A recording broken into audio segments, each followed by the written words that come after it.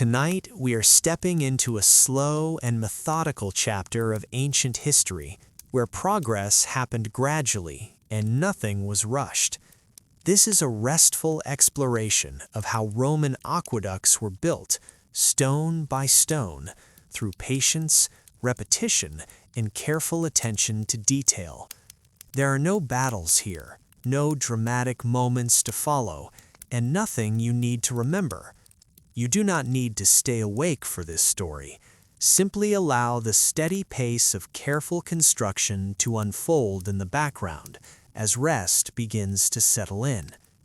The building of a Roman aqueduct began with observation rather than action, as engineers and surveyors walked the land slowly, studying slopes, valleys, and natural water sources with quiet focus.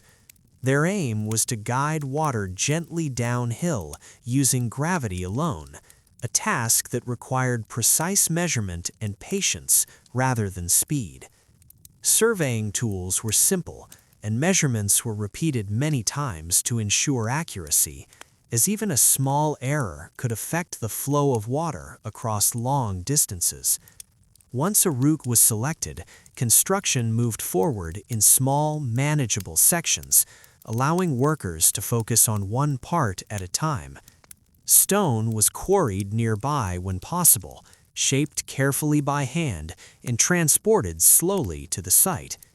Each stone was lifted, placed, adjusted, and checked before the next was added, creating a steady rhythm of work that repeated day after day. Mortar was mixed in consistent proportions, applied evenly, and left to settle before further layers were built. Progress was quiet and gradual, measured not in speed, but in stability, as the aqueduct slowly extended across the landscape, following the natural contours of the land, continuing forward in the same calm and deliberate way. After the initial route of a Roman aqueduct was chosen, much of the work focused on measuring and confirming the path the water would follow, a process that required careful repetition and steady attention rather than speed. Surveyors returned to the same stretches of land many times, checking slopes, distances, and alignment using simple instruments designed to detect slight changes in elevation. These measurements were taken slowly, often repeated to ensure consistency, as the success of the aqueduct depended on maintaining a gentle, continuous downward gradient over many miles. Workers marked the planned route with stakes or lines, creating a visible guide that could be followed gradually as construction progressed. Adjustments were made quietly when needed, shifting the path slightly to avoid obstacles or to follow more stable ground. In areas where the terrain dipped or rose, plans were adapted to include channels cut into hillsides, raised structures, or carefully constructed supports, all designed to preserve the steady flow of water. This planning stage unfolded over time with no sense of urgency, allowing decisions to be tested and confirmed before stones were set in place. The landscape itself guided many choices as builders worked with natural contours rather than against them. Through this repeated measuring and gentle adjustment, the foundation for the aqueduct was established, allowing construction to continue forward methodically, one measured step at a time, without interruption. Once the path of the aqueduct had been carefully measured and confirmed, attention turned to the steady task of gathering and preparing the materials needed for construction, beginning with stone. Quarry sites were often selected close to the route to reduce the effort required for transport, and work there followed a slow and repetitive rhythm. Stone blocks were separated from the rock face using simple tools, with careful strikes applied in measured patterns to guide each break. Workers paused frequently to inspect the stone, ensuring that cracks formed as intended rather than spreading unpredictably. Once removed, blocks were shaped by hand, their surfaces smoothed and edges refined to allow them to fit together securely.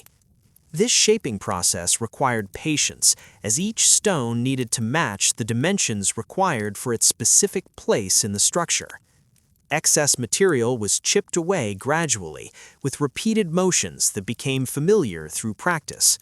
Prepared stones were then moved carefully from the quarry, loaded onto carts or carried by teams of workers, and transported at an unhurried pace along established paths.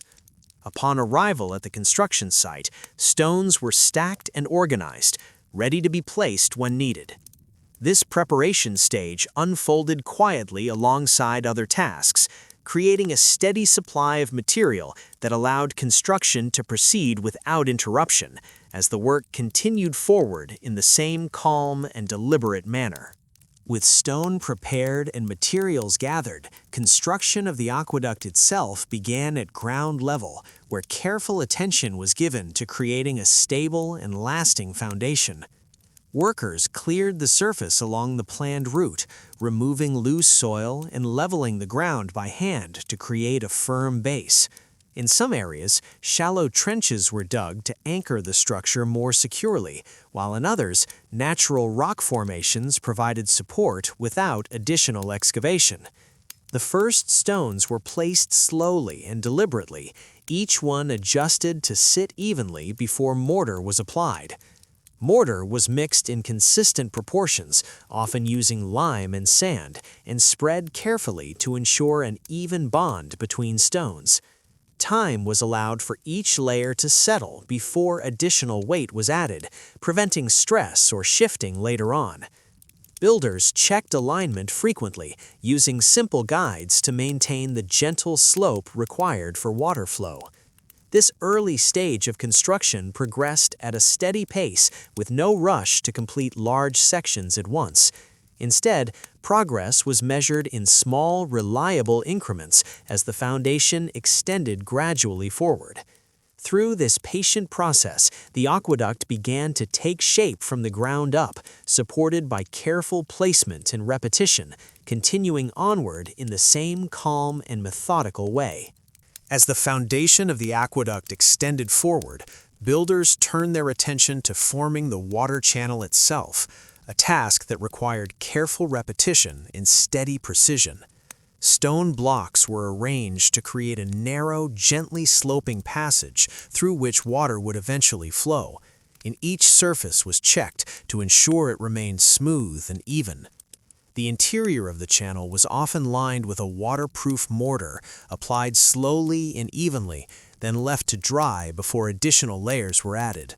This lining helped prevent leaks and ensure that water could move consistently over long distances without interruption.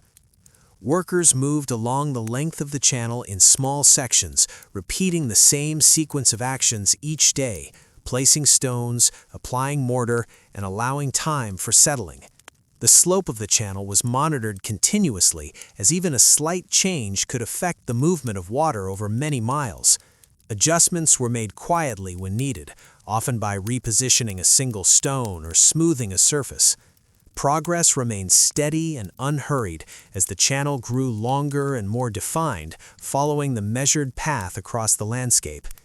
Through this careful construction, the aqueduct gradually became capable of guiding water gently and reliably, extending forward in the same calm and deliberate manner, without any clear point of completion in sight.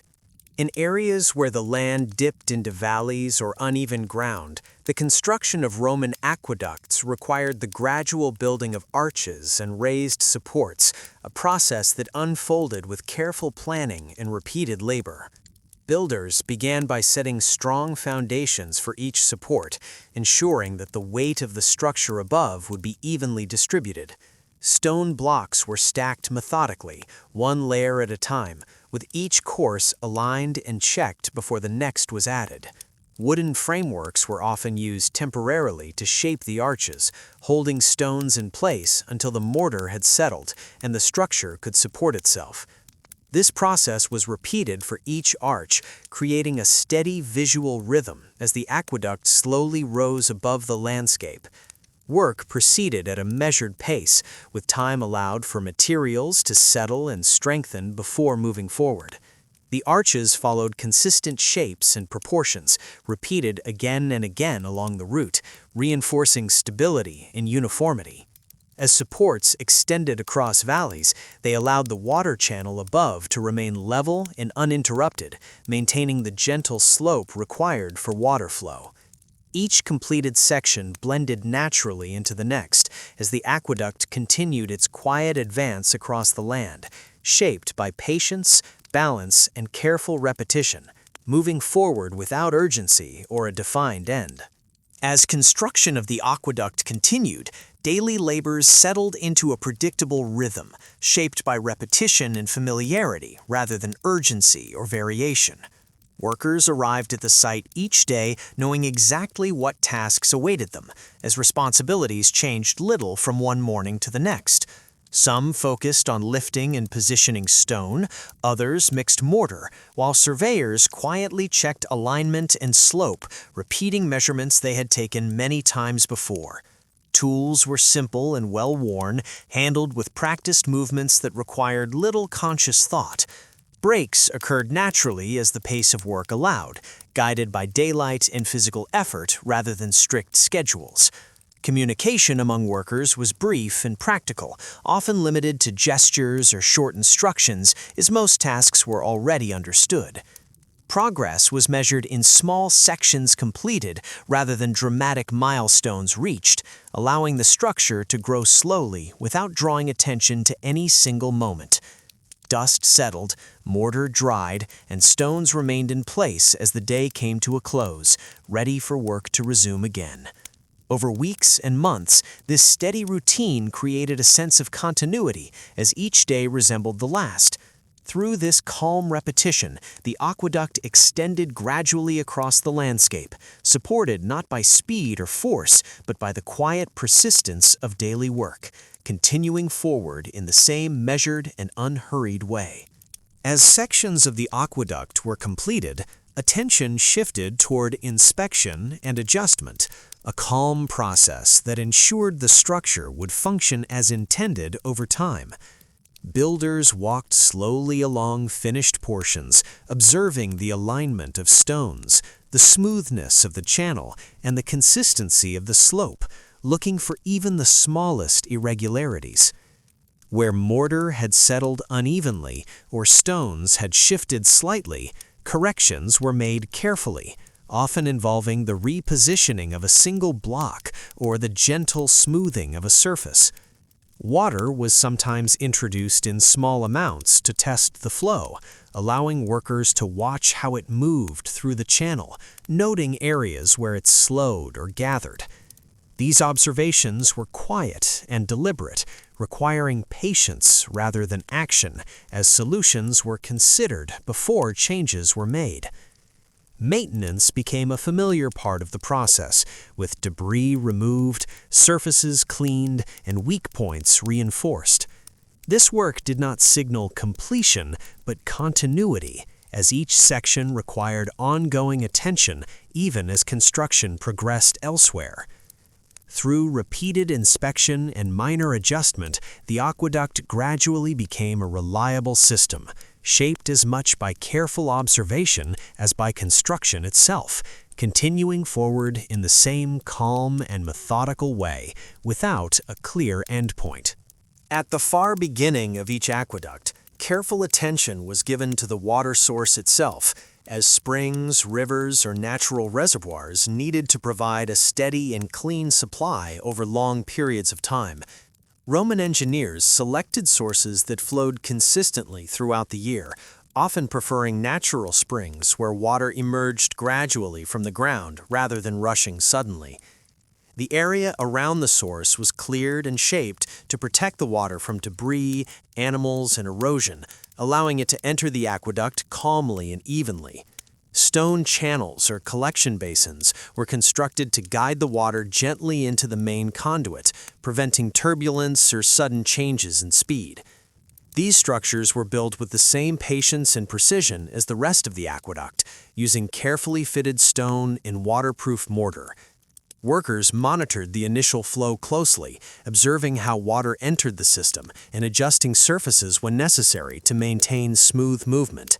This early stage of the aqueduct's operation required quiet observation rather than active construction, as the behavior of the water itself guided small refinements. Over time, the source became a stable and familiar part of the system, supplying water steadily as it began its long journey through the channel. With the flow established and protected, the aqueduct continued to function as intended, extending forward through the landscape in the same calm and deliberate manner, without urgency or finality. As water moved steadily through the completed sections of the aqueduct, attention turned to how it would be delivered into towns and cities, a process designed to be reliable and unobtrusive rather than dramatic. Channels guided the water toward distribution points where it could be directed into public fountains, baths, and storage reservoirs, all constructed with the same careful attention to slope and stability seen throughout the aqueduct. Flow was controlled using simple gates and dividing channels, allowing water to move calmly to different areas without sudden changes in pressure. These systems were designed to function continuously, requiring little daily adjustment once properly established. Within cities, water became part of the background of everyday life, flowing quietly through pipes and channels, filling basins, and supporting ordinary activities such as washing, cooking, and bathing. People came to rely on its steady presence without giving it much thought, as the aqueduct operated silently above and below ground. Maintenance workers inspected these final sections regularly, clearing debris and checking surfaces to ensure uninterrupted flow. Over time, the delivery of water blended seamlessly into daily routines, becoming another stable element of Roman life. The aqueduct did not announce its importance, but fulfilled its role quietly and consistently, continuing to carry water forward along its measured path without any clear moment of completion or conclusion. When the work of building Roman aqueducts was finished, there was no moment of celebration or sudden change, only a quiet transition from construction to use. The stones remained in place, the channels carried water, and daily life continued with little awareness of the effort that had gone into creating such systems. Water flowed steadily across distances, through hills and valleys, arriving where it was needed without drawing attention to itself.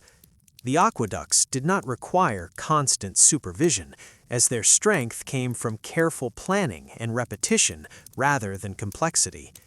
Over time, workers shifted from building to maintaining, walking familiar routes, inspecting stone surfaces, and making small repairs when necessary. The structures became part of the landscape, blending into the environment as if they had always been there.